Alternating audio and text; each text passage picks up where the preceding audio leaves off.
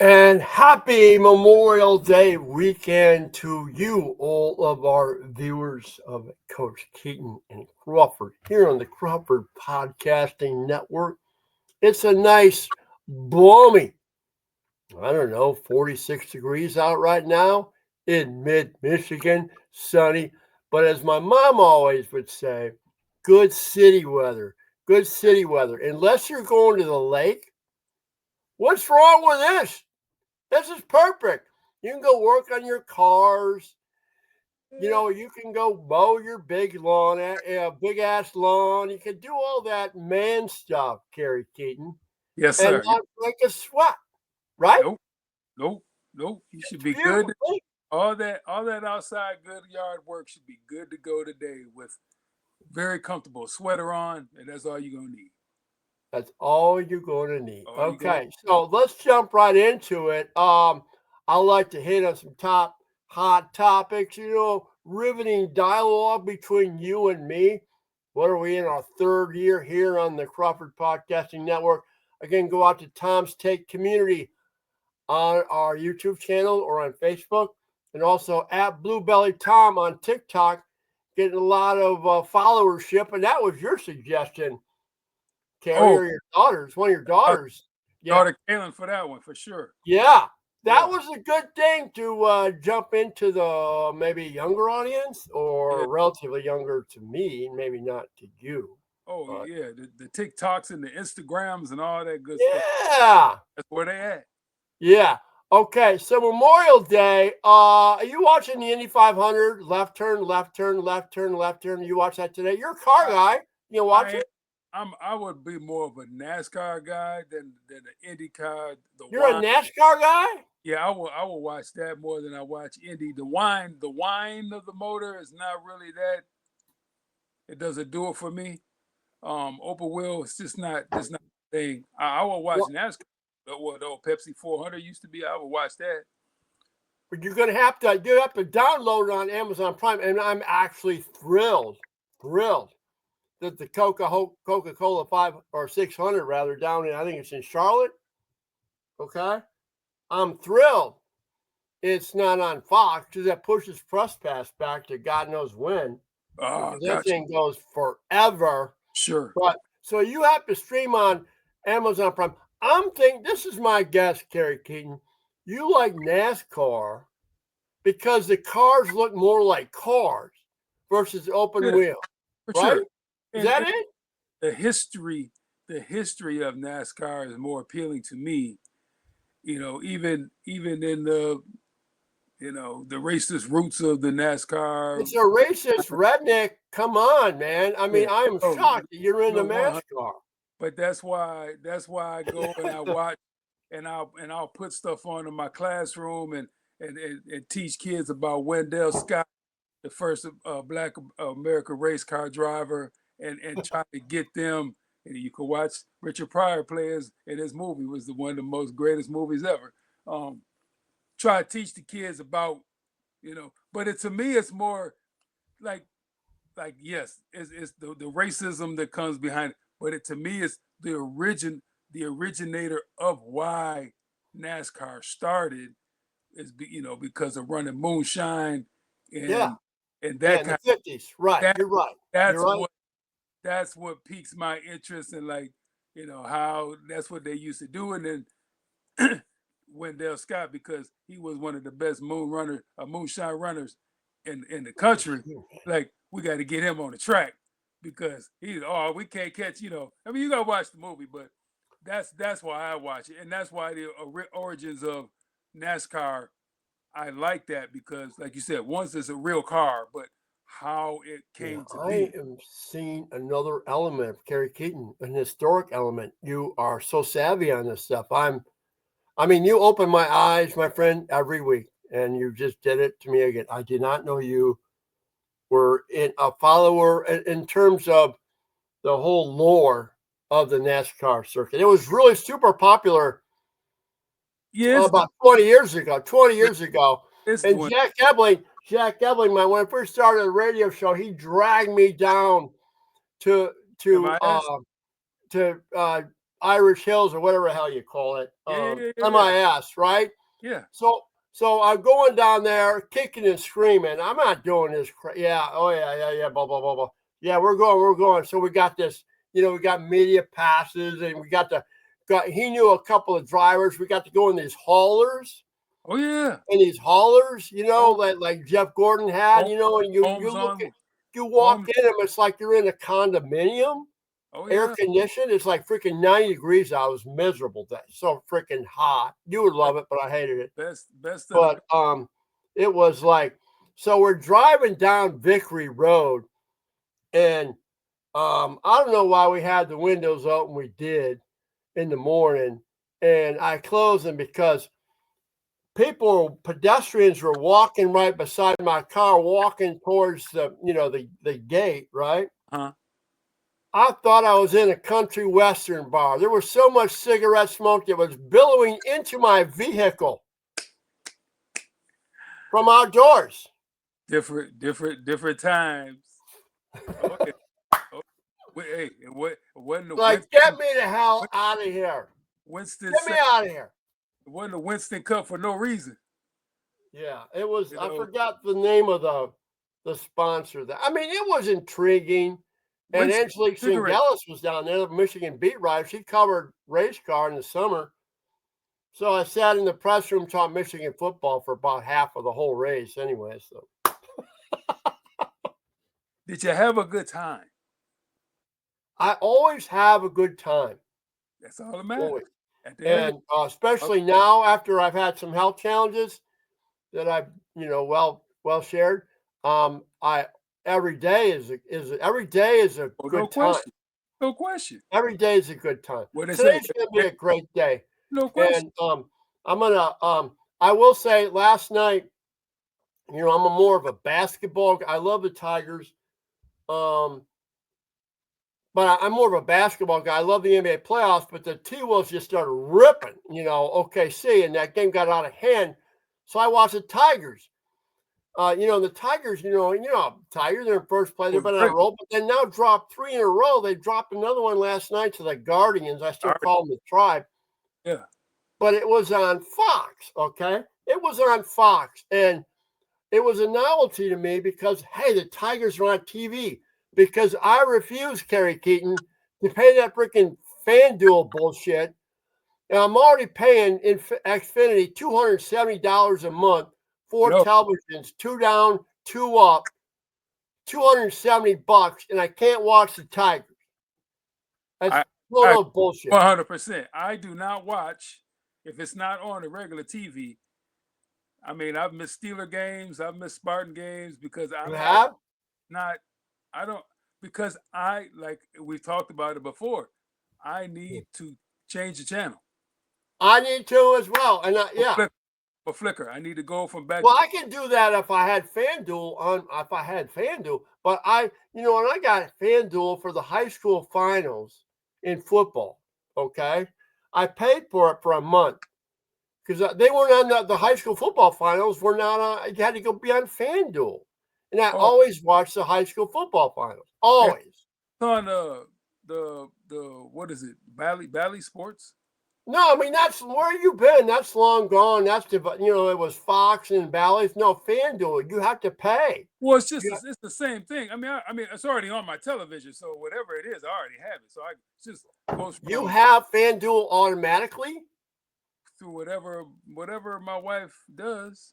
Well, then so you have more than you're paying. You're like stop paying $320, $330 a month. That's insane.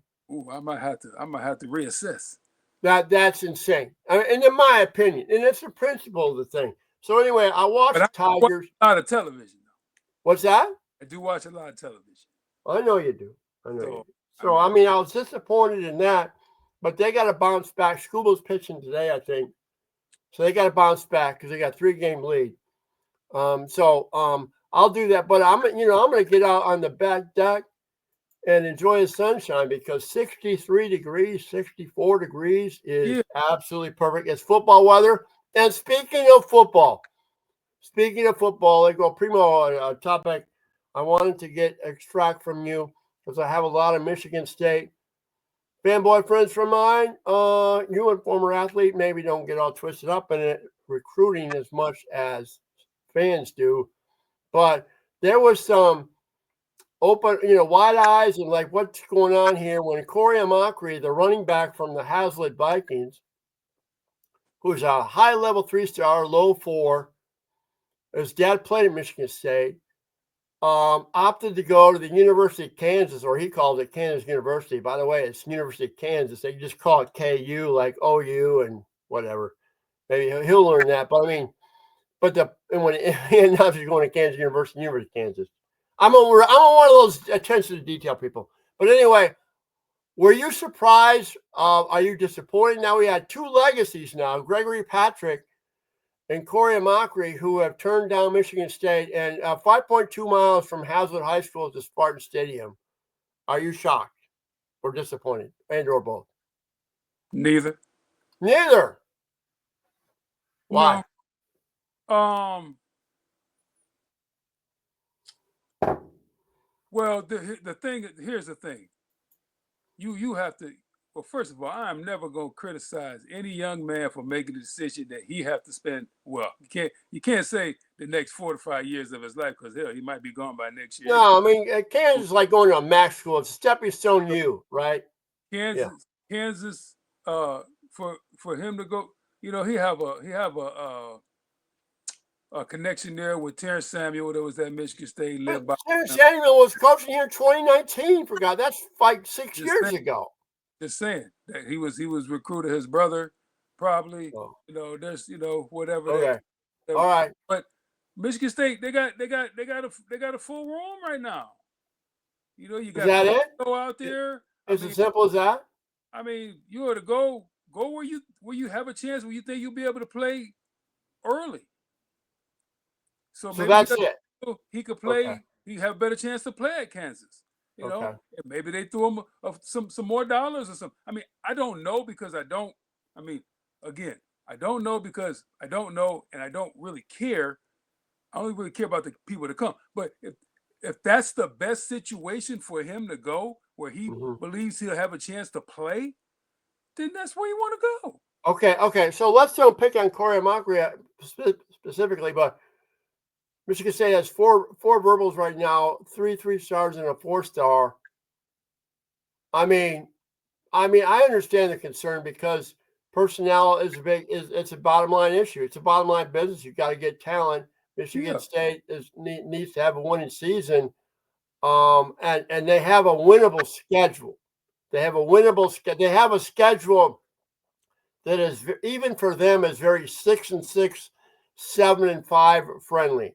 Sure. But the bottom line is they better win that BC game at home or they're effed up big time.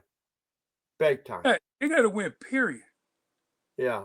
And they have, like you said, they have a winnable schedule, and better O-line play, better quarterback play will lead to us having a better record. I mean, a few different plays here or there or whatever, and we're 7-5 last year. But ifs and buts and candy and nuts, all that thing. You at the end of the day, you got to win the ball games. But I want to, when it comes to recruiting, though, I mean, this is the nature of the beast when you have a West Coast staff. You have no Midwest ties. You don't. And Michigan right now, University of Michigan, next week they got 6-8 kids coming in. The closest kid they have geographically is like from Kansas or New Jersey. There's multiple ones come from Texas. Where the hell are they? They ignore Michigan, the state of Michigan. They ignore the Midwest right now in terms of their philosophical approach to talent.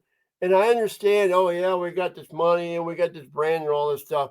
I still think you need to have regional kids as part of your blend. People that, run through the brick wall for the maize and blue or the green and white. I think you still need to have D'Antonio had that down to a science, particularly the state of Ohio, although he lost some edge recruiting the last couple of years. And then with Mel, it went completely the other, outside the state of Michigan. And now Jonathan Smith, completely outside the state of Michigan.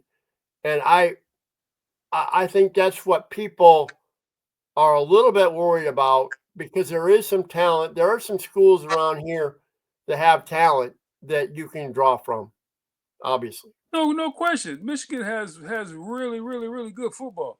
And there's only so many spots, there's only so many takers, there's only so much money, there's only so much, blah blah. So I know that they've been I know they recruited Corey well. I know they recruited Joe Gregory very well. Yeah. Yeah. So they just chose to go someplace else. It is what it is. Good luck to them. Hope they have great years, and do all that good stuff. I don't the days of, and that's the other thing too though. The days of, I like Michigan State because that's what my dad took me to watch games. Yeah, no, I know. You have a There's really so much more deep out dive. there. Kids Yeah. that get to watch games on the weekends, they see every game that's played. They're in contact with people constantly of different. You have to make the best decision for you. And now, like you said, with the NIL stuff, and hey, it's few and far between.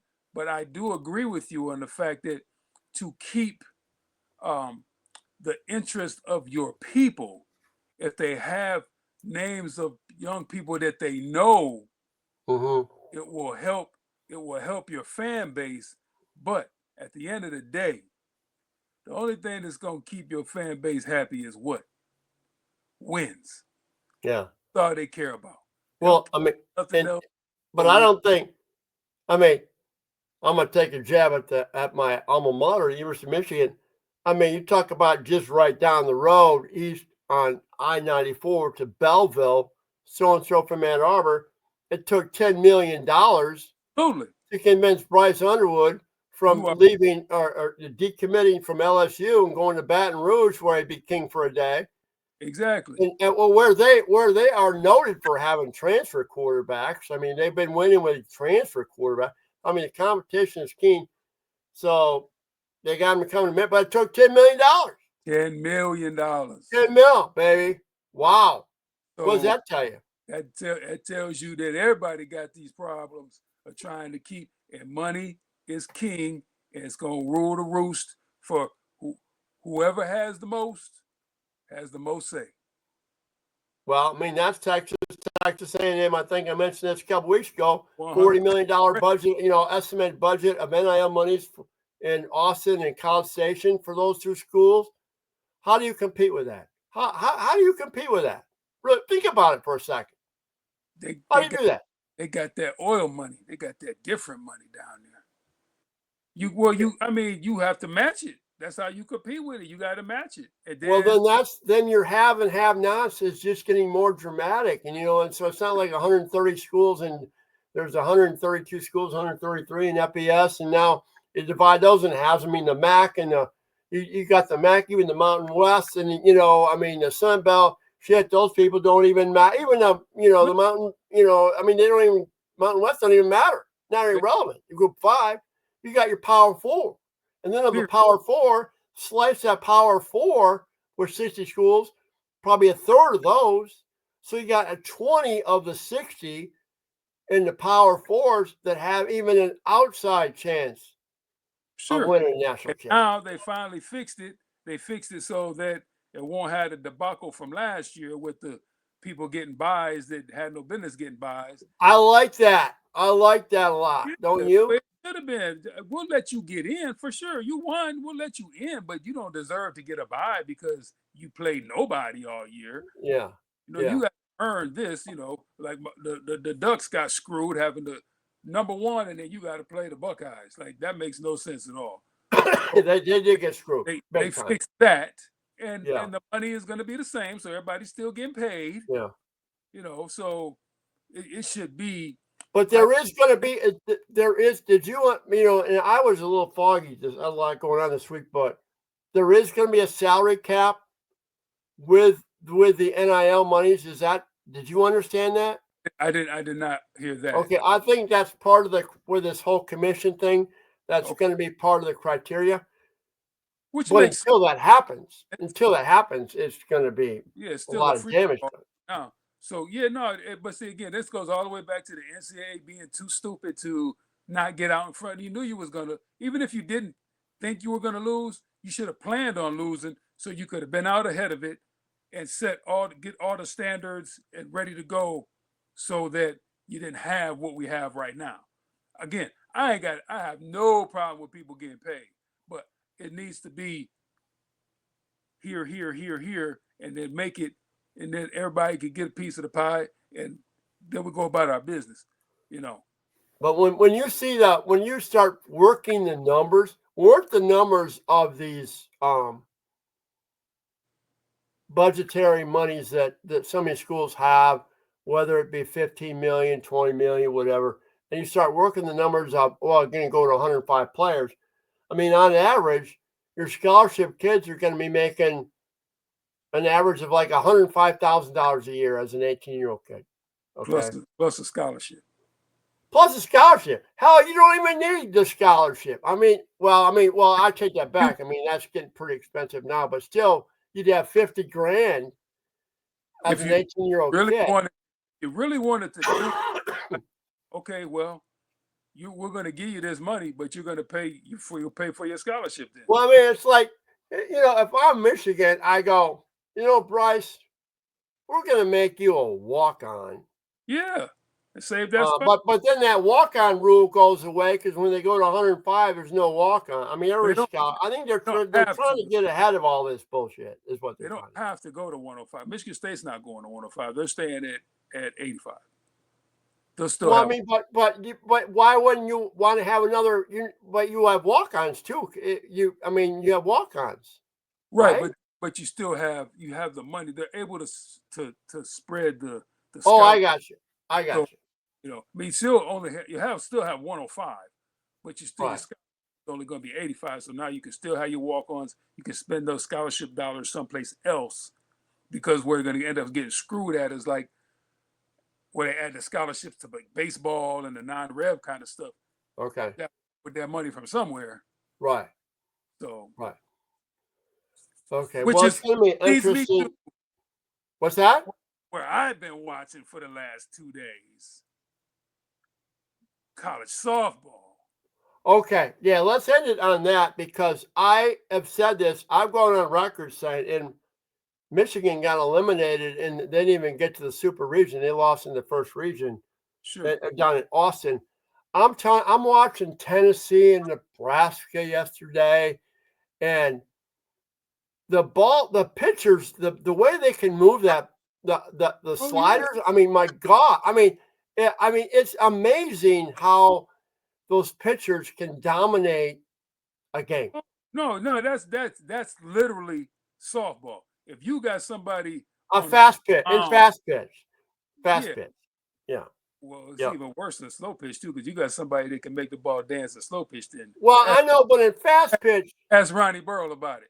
No, but I remember as a kid, I'd go to fast pitch games, and when I would ride my bike over, I lived on Kipling, go to fast pitch games, watching Rudy's Rustic Village and Solomon's Bombers, and the games actually would be boring because you get a pitcher dominant, the ball would never get out of the infield. Sure. In some of these 2-1 games. Then that was on Monday and Wednesday night. But Tuesday, Thursday was slow pitch, man. They're knocking the crap out of the ball. It was much more entertaining to watch. Oh yeah, I mean, there's more movement in slow pitch than it is, but it comes out pitching. My dad pitched fast pitch for years. Did he? Auto body. Oh yeah, auto body credit union. My pops could bring it, baby. Wow. And so watching this, like you said, the Tennessee, only reason Nebraska is relevant is because Jordy Ball transferred there from Oklahoma, 2-time national champion. Oh yeah, I heard about that. Transfer because Nebraska's her home, so she goes back. Yeah. And now Nebraska's good. Well, yeah, they're good because she's amazing. Yeah. Not because the rest of the girls are good. I mean, don't get me wrong, they play Division I softball, but you got a freak on the mound that can hit like Shohei. So it's like, Okay, but the young lady from Tennessee, I mean, she's throwing like 80. Like, She's come throwing 8. She's like 6'2". She's lanky. yeah, Lanky. she slinging it in there, boy. I mean, that ball was a man. I was grabbing lunch. I don't know why I was watching it because I had some things yesterday. I go, holy shit, man!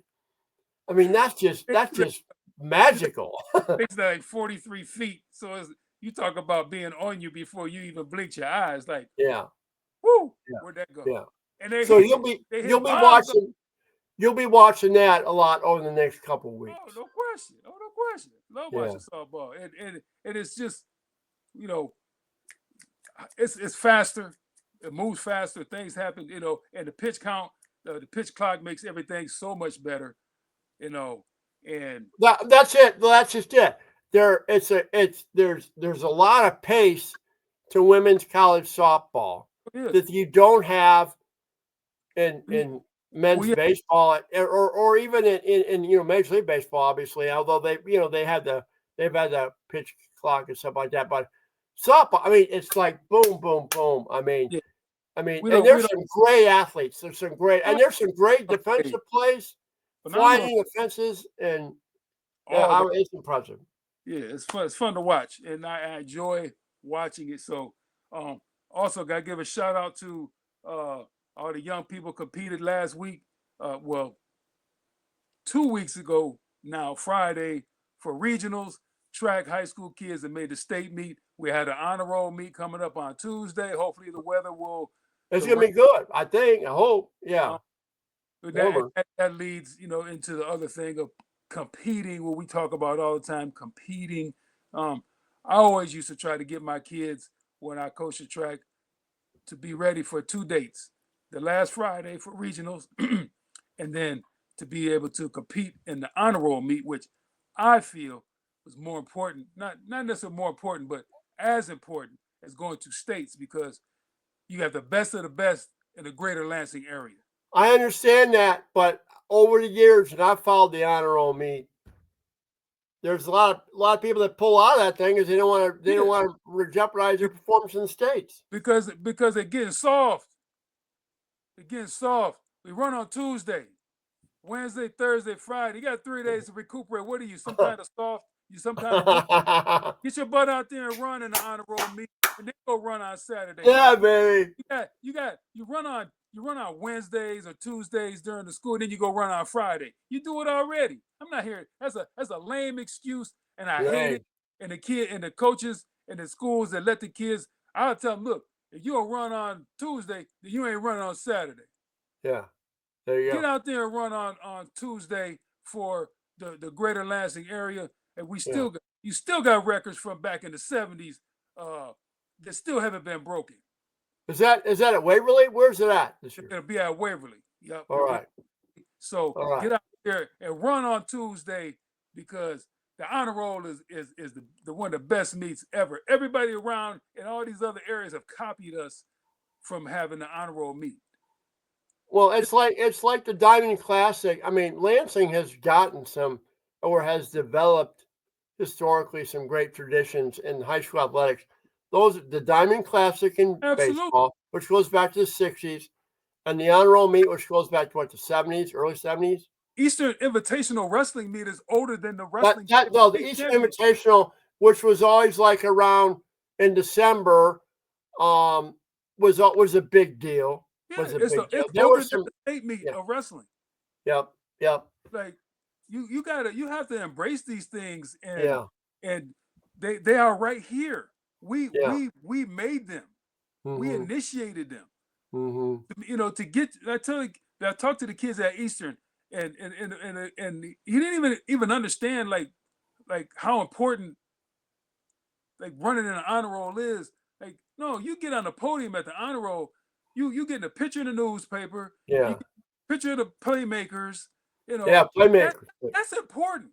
Yeah, that's important. And people, the fact that they're not embracing that, it really is really upsetting, because like to have street cred around here, like to beat Eastern Sexton, to beat Sexton in football, you can't tell me nothing for the next 364 days. Yeah.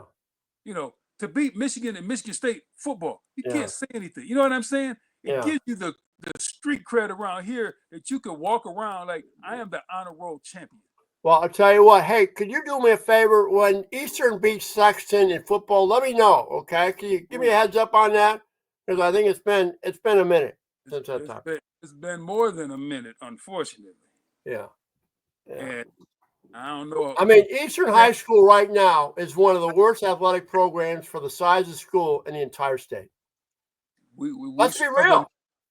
We got quite a few girls that made the honor roll, and quite a few girls made the state meet though in track and field. That's true. I guess I'm football, basketball center. Yeah. Football is pathetic.